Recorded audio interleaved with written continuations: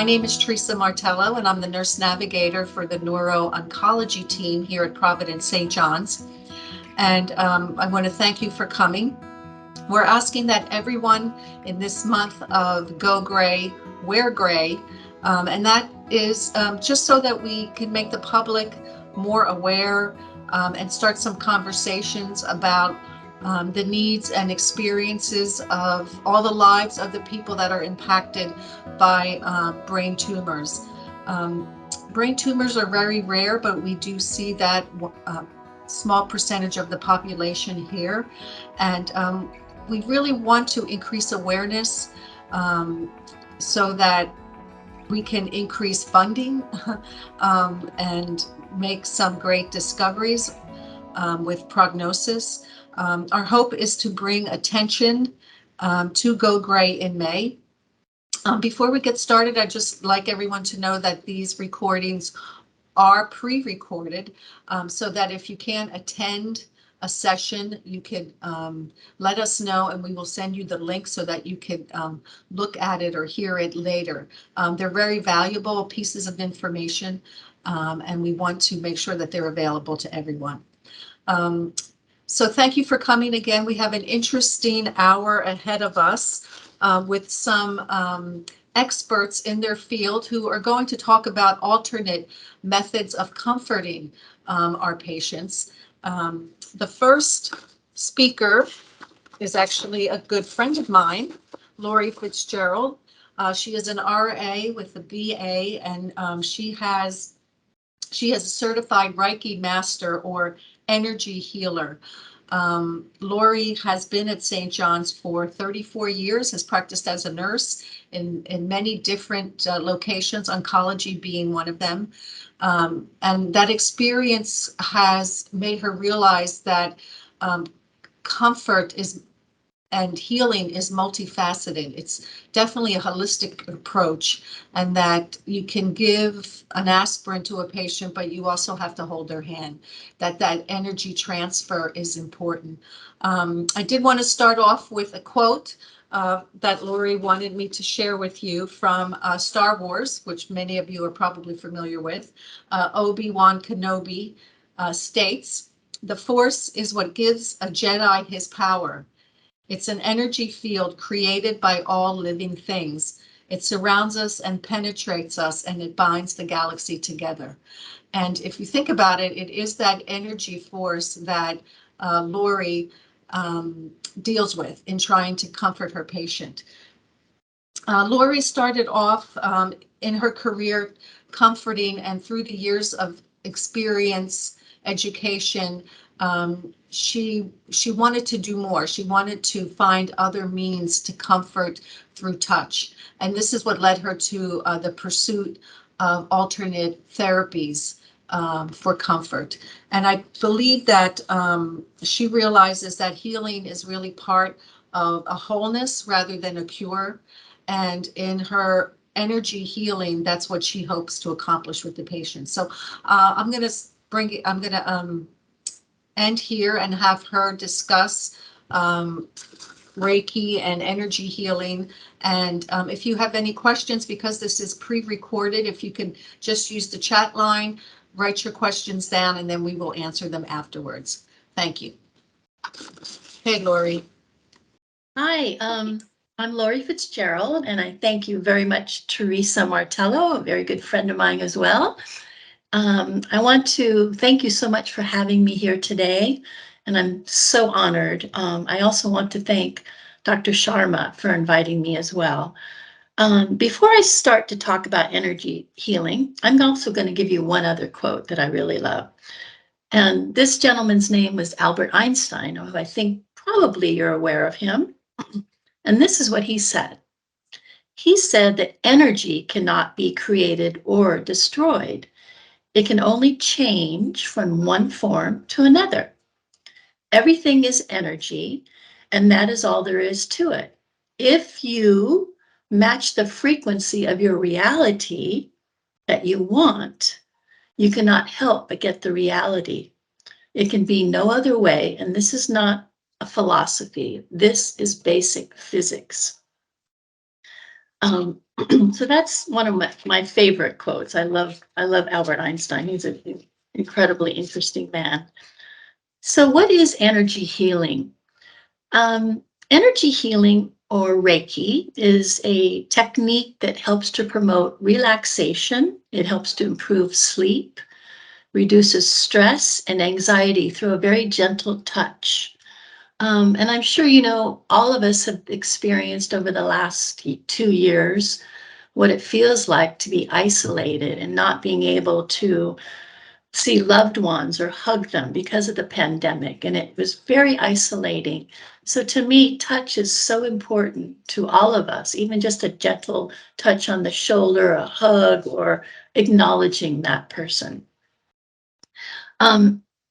In Reiki or energy healing, the practitioner uses their hands in specific positions, and that in turn delivers the energy to the body, which in turn helps the flow and balance of your own energy, and that in turn supports healing. When we work with energy, there's something called chakras, and chakras, we have 7 main chakras, but we have many main chakras, but we focus on, or I focus on, the main chakras within the body.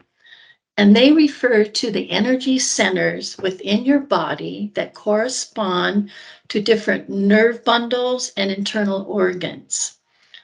And they go from the base of your spine to the top of your head. And sometimes these energy centers, they get blocked. So what practitioners try to do is help to unblock the chakras, and they create the energy that runs freely through the different energy centers, and that helps to create harmony between the physical body, mind, and spirit. The idea is to move and balance the energy within and around your body, and to get rid of energy blocks. And this helps to encourage healing and strengthening of your energy. Some people may feel a tingling or a deep relaxation, the warmth of the practitioner's hands, or coolness throughout the body. And the procedure takes probably between a half an hour. It's not a procedure, actually. It actually takes half an hour to an hour, depending on what the recipient would like. And in Reiki itself, it's the recipient that takes the energy as needed, and the energy is channeled through the healer. So in this case, the individual receiving the healing takes a very active part in the healing process, along with the intention and skills of the practitioner. I'm sure many of you have heard the terms grounding or centering. I use these quite a bit. And in grounding, what this is acknowledging is the ability to touch, feel, and taste, and being in the present mind. And this helps to balance you physically, emotionally, and it helps you to reconnect and focus. Some of the ways to do this is just basically taking a walk in nature, walk barefoot on the grass, in the sand, touching, feeling, smelling flowers, certain taste that you like. Hold on, sorry. Excuse me, I'm sorry. My little thing went off there. Apologize. So anyway, so if you're walking, taking deep breaths when you're walking, just no sound other than just what you hear in nature. That's another way of grounding. And then when I say centering ourselves, this refers to our mental and physical state of mind. It's the place that we know that we have to get back to. A lot of times we're scattered. We've got this going on over here, something going over here. And we need to get back to that center, that place where you feel comfortable. So when we center ourselves, we bring calm to our emotions. One of my favorite, I don't know if you can see this with the background. I don't think you can. No. Okay.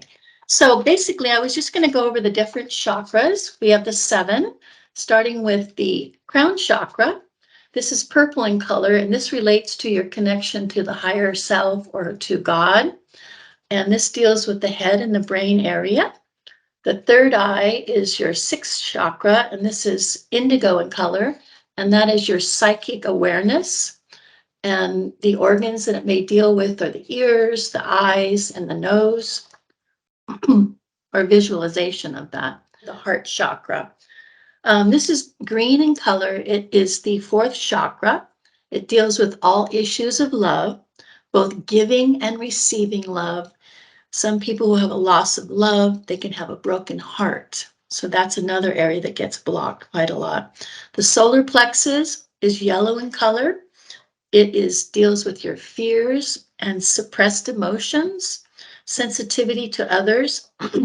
This involves the stomach area, the liver and spleen. We go to the sacral area, which is intimacy. This is orange in color, and it's the female reproductive areas, intimacy with yourself and others and loved ones. And finally, the first chakra, which is the root chakra, is red in color, and it's stability and security. And this is the male reproductive areas. And I'm sorry, I can't show you this picture because it won't show up on this background. So what are the benefits of energy healing? So it helps to allow release, relaxation.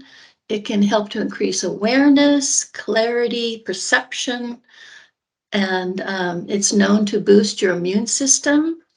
Helps to overcome stress and tension.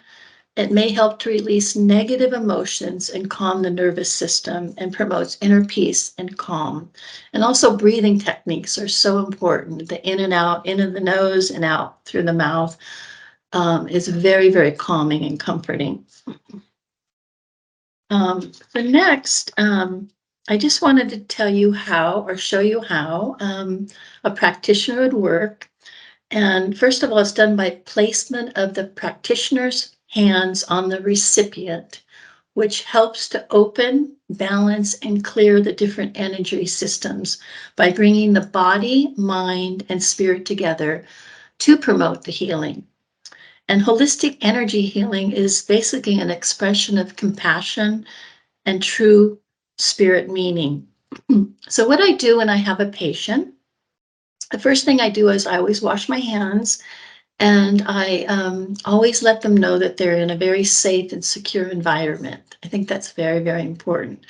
And I normally use a massage table, and sometimes a chair if it's hard for a person to get up onto a massage table.